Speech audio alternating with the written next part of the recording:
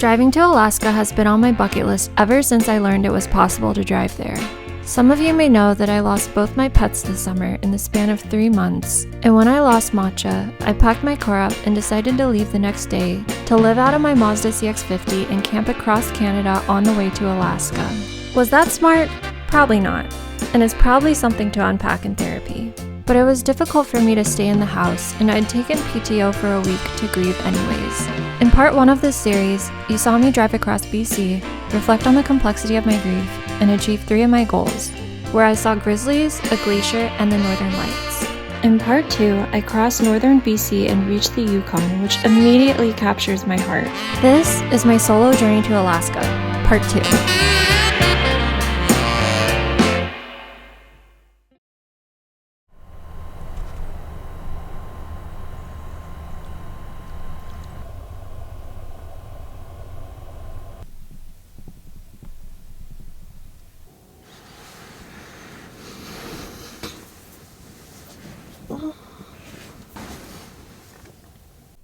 It's 48 degrees in here. Oh my gosh.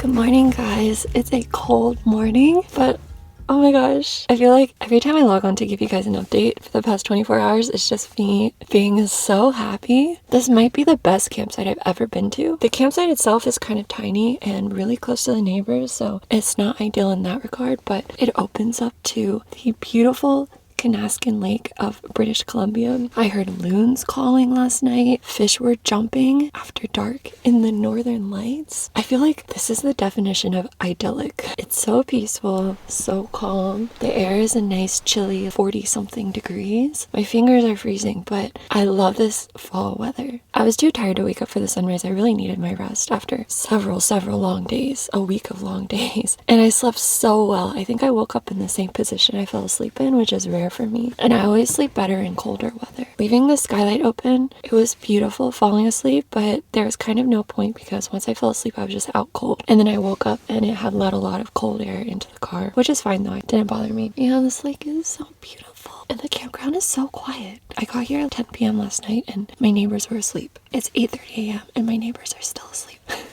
They must be really tired. I'm in a rush, so I'm gonna make something really quick again. Boil water, make coffee, and maybe oatmeal. I have a granola backpacking meal I might eat because I haven't been eating well the past few days and I really need more calories, so, which is something I thought I'd never say.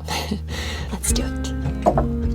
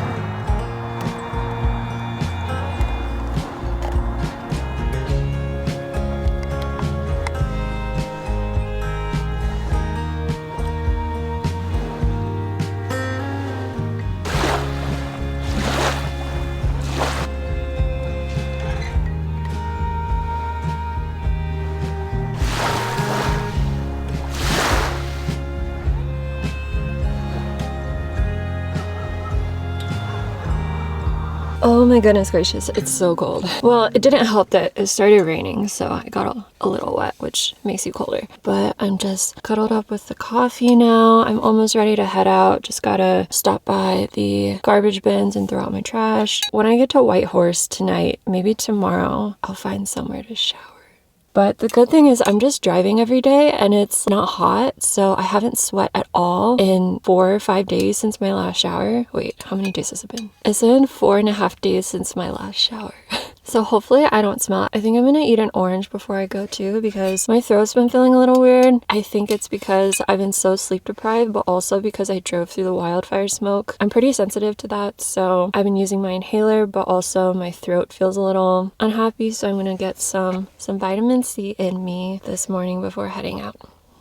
Also forgot to mention, I am trying the Alpine Start instant coffee this morning. I had this yesterday and I had this in my last backpacking video. It's pretty good, honestly. I just found it at REI and it was kind of pricey. It's a little too pricey, but I really wanted to try it. For an instant coffee, it's actually pretty good. I would say the Dunkin' one and this one are on the same level. They're both pretty decent in terms of instant coffees. Oh, also, if you ever do anything like what I'm doing now, like driving to Alaska alone, please make sure you have a couple safety buddies who know your itinerary, where you're going, where they can expect you each night / when they can expect you to check in. Personally, I knew I was going to lose cell service and I don't have Starlink. And so I told my friend I would check in maybe once every 3 days and I would try my best to check in as often as I can with my Garmin Messenger. I checked in with my friend last night using my Messenger, which was really handy. I highly recommend you get some sort of GPS messenger. It doesn't have to be Garmin. Garmin is just name brand and kind of overpriced. And if I could buy a new one, I honestly wouldn't have gone with Garmin because it has a monthly subscription. You should buy one without a monthly subscription because they work just as well,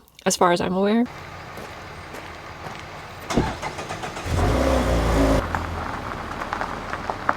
I'm gonna try to come back to this campsite on the way down because that was amazing. Okay, the next stop is 3.5 hours away. I'm driving through this beautiful fall foliage and it's supposed to be rainy for the next week. Yeah, it feels a little Pacific Northwesty. It's definitely a vibe. It's definitely a fall vibe. So, driving to Alaska and living on the road is fun, but with such an on-the-go lifestyle sometimes, I like to have gear that I know will help my life have as much consistency and safety as possible. The watch I was using on this trip was several years old, and the strap actually broke during this trip, so I used that as an opportunity to upgrade, and I'm so glad I started using the Coros Apex 4 watch. You may know that I love running and hiking, and I wanted a lightweight, durable watch that could track my activity, navigate myself, monitor weather, track my sleep, and have a long-lasting battery. Coros Apex 4 is perfect because it's designed specifically for mountain athletes. Not that I'm an athlete, but I love those features. This watch is made with lightweight titanium, reinforced lugs, and scratch-resistant sapphire glass, which is perfect because I'm actually really clumsy. You can choose between the 42mm or the 46mm, which has a longer battery, but I chose the 42mm because I like the lightweight feel when I run. The battery on my watch lasts up to 15 days with just basic daily and sleep measurements, but it can last up to 41 hours on endurance mode. By far my favorite feature is you can create your own route in the Coros app or download an existing one and sync the route to your watch, which makes me feel so much safer when navigating myself on solo hikes in remote areas. You can also set nutrition alerts to stay fueled during your activity and enable safety alerts so others can track your location and receive SOS signals if needed. The updated processor enables more detailed and faster mapping, including topographic and landscape maps, 30x faster map zoom, waypoints, and off-course alerts. You can save weather for up to 5 spots and see real-time wind, air pressure, and sun movement. You can also receive storm, altitude, and safety alerts. The new built-in speaker microphone can allow you to make hands-free calls or create voice pins to record your thoughts or activity notes. I truly love this watch. I've been using it every day since receiving it, and I honestly cannot recommend it enough. It feels so much lighter and higher tech than the other watch I was using. And if you're interested in the Coros Apex 4, I'm leaving a link in the description, or use code KATEV to get a free band with your watch purchase. Thank you, Coros, for sponsoring today's video, and now back to the vlog. Oh my god, I can't believe I'm doing this. I feel like this is a trip I'm going to be doing many more times in my life. I feel like this is a once-in-a-lifetime opportunity. This is a once-in-a-lifetime trip.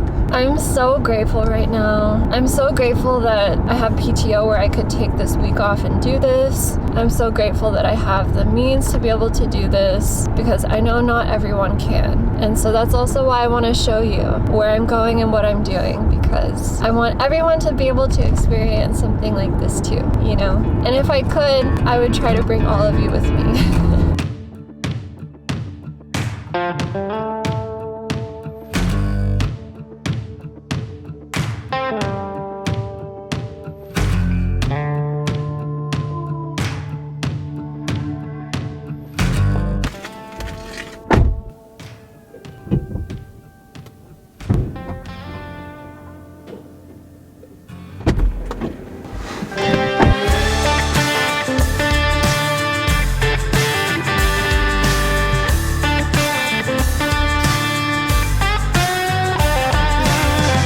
Just as an update, my car is currently getting 27.8 miles per gallon, and a full tank is giving me around 430 miles of range, or 420. I think it's pretty decent. I've just been topping off every hour or so whenever I get to a town because, like I said, this highway is pretty sparse on services.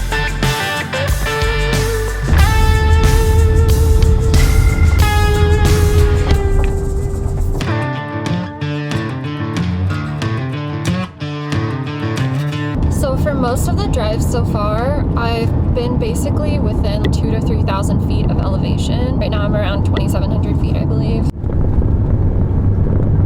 Oh my god, there's a chance to see caribou along this highway. I really hope I see one. I've never seen one in real life. That would be so cool. This section of the highway is one of the most beautiful things I've ever seen. This landscape is so gorgeous. I love this vegetation. It's red, orange, and yellow. Just beautiful fall foliage, rolling hills and mountains, and lakes. Oh, my heart can't take it. I'm so happy right now. And there's almost, right as I said that, a car passed by, but there are barely any cars here. This area is so remote. Oh my goodness. There are marshes out here, prime moose territory. If caribou are anything like moose and elk, I assume that's why they're here, this area. I get it.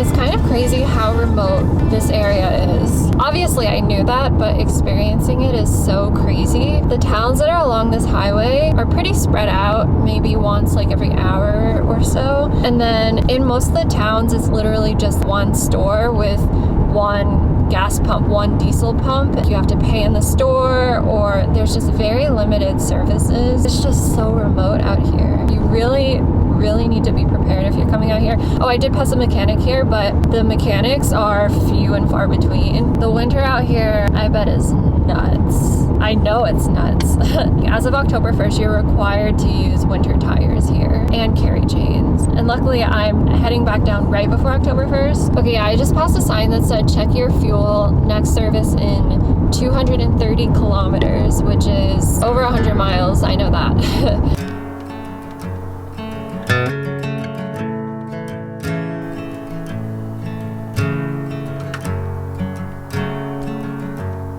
It's beautiful. It's still, oh my gosh. I just pulled into the parking lot of the most beautiful lake I've ever seen. Let's go check it out.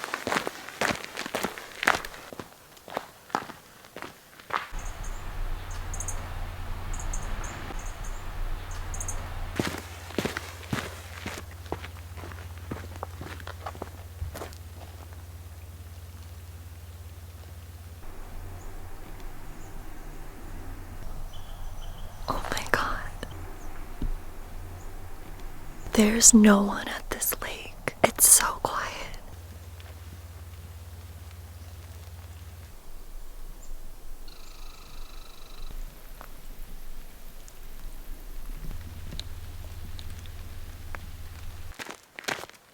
I am in love with northern British Columbia. That lake was the most beautiful lake I've ever seen, seriously. It does get a little scary whenever I see signs that there's a grizzly in the area, so I do carry bear spray right on me whenever I'm just walking around outside, because it does make me nervous. But I didn't think anything could top yesterday, but today is so gorgeous that it just might. And I'm an hour from the Yukon. So, oh my gosh, I'm gonna be in the Yukon for the first time in just an hour. Okay, let's go.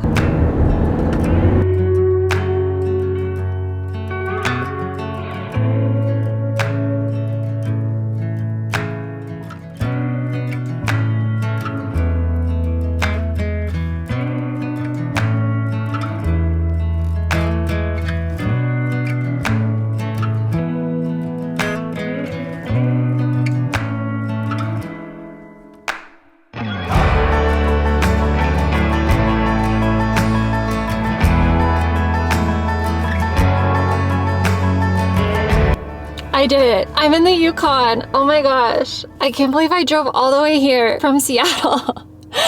I just crossed all of British Columbia in how many days? 3 days? 2.5 days? Oh my god. This was on my bucket list and I did it. I'm here and it's so beautiful. I am so excited. Oh my gosh. I can't believe I did this. I'm in the Yukon. I think I'm on the Alcan now, the Alaska-Canada Highway, Highway 1, and I've seen very few cars, very few trucks on this highway. It's very remote. It's a little past 4:30 p.m. and I have around 5.5 hours of driving left to get to the campground I want to get to tonight. There's also the option of just dispersed camping and not driving that far, because I'll probably be rolling into camp at 10 p.m. I don't even know if that's allowed. I don't know. I guess I'll find out, but a lot of driving, but it's been worth it because I've been stopping to film and get out of the car and look around and take drone shots and see all of the scenery. And then back there just a little bit, I finally got cell service for the first time in like a day. So I just stopped to check messages and check in with people really quickly. And I really like driving, so I honestly don't mind driving 12, 14 hours a day. As long as it's kind of like leisurely driving, if it's for a purpose like to be somewhere or to move, then I don't like it. Still no sign of any moose though. I'm really hoping I see one before the trip ends. And it's really unfortunate I can't just take more PTO. But I have to work and I don't do YouTube and traveling. I don't do that full time, at least not yet. Just stopped at a rest stop and it's gonna be a cold one tonight. It's 45 degrees right now and it's not even 5 p.m. So she's gonna be cold tonight. Yikes, gas was $2.50 a liter. I'll do the calculation later.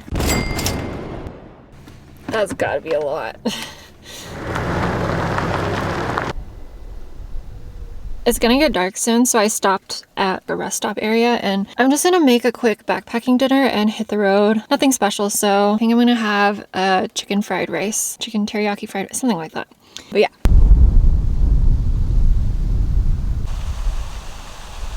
Okay, I have water boiling on the ground outside. What can I say? It's easy, it's simple, and I can chill in the car and stay warm because it's starting to get really windy out, and windy plus 45 degrees is not fun. Here's the meal I'm making. Never tried it, but it should do the trick. I'm kind of craving something simple like chicken and rice.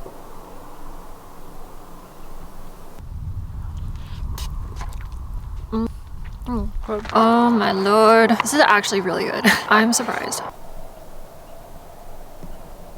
Just casually eating on the side of the highway in the Yukon. Man, my life is good right now. I'm trying not to eat in the car because I'm in grizzly country. You're really not supposed to eat where you sleep.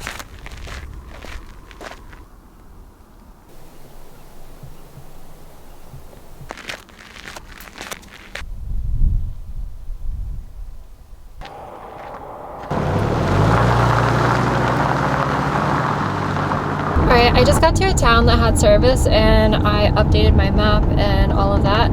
Wait, no I didn't. Hold on. It's around 8 p.m. It's still bright. The sun's supposed to set soon though, and I'm supposed to get to the campground after 11 p.m. Is that even allowed? Is that rude? I don't know the etiquette for late night camping because I've never gotten to campgrounds this late before. This is purely a I'm just sleeping there scenario and waking up early and leaving again. Yeah, I don't know. As I creeped further into the Yukon, the foliage became noticeably more colorful and the landscape seemed to come even more alive. And the day came to a close with a stunning sunset.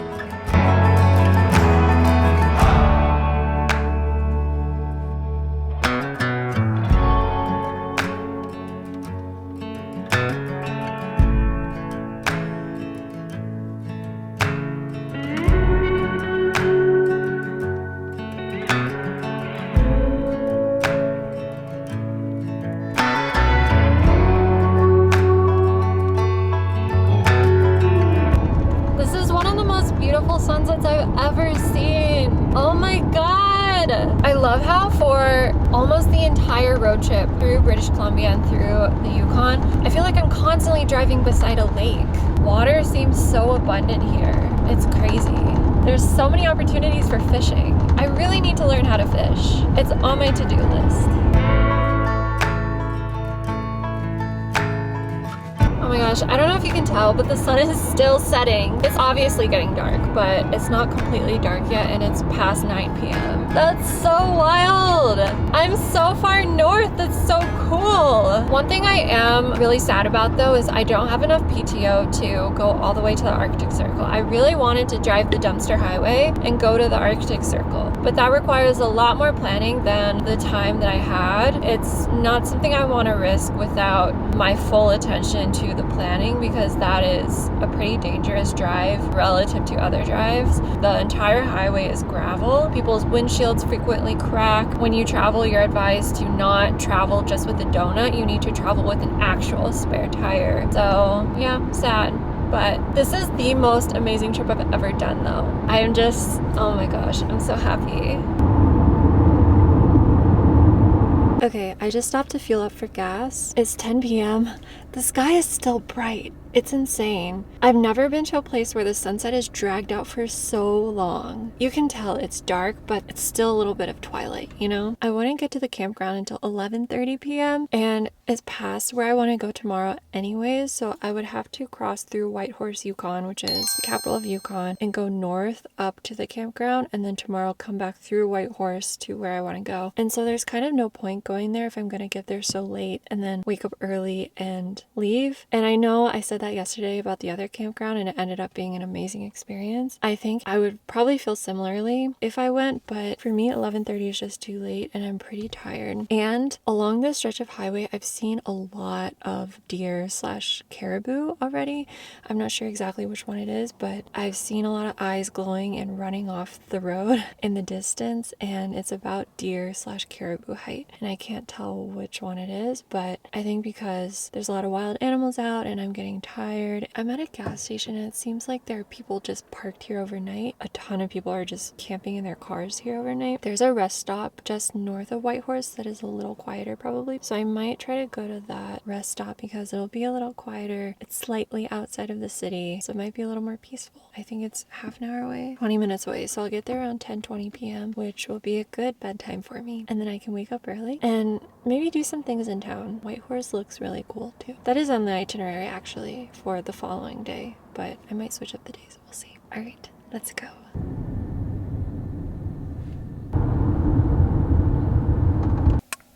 There we go. Okay, I've made it to a rest stop for the night. I see other people camping here, so hopefully it's okay. I'm really exhausted, so I'm gonna try to get as much sleep as I can tonight and figure out the plan for tomorrow. I have two options, and one's a short day and one is a long day. So I need to figure out how much energy I have and if I want to do the long day first, meaning I'll have a short day before I do a long drive home at the end of this week, or I can do a short day tomorrow if I'm too tired and then do a long day right before a few long days back home. So 3-4 consecutive long days again. I'll figure that out and need to organize the car a little bit.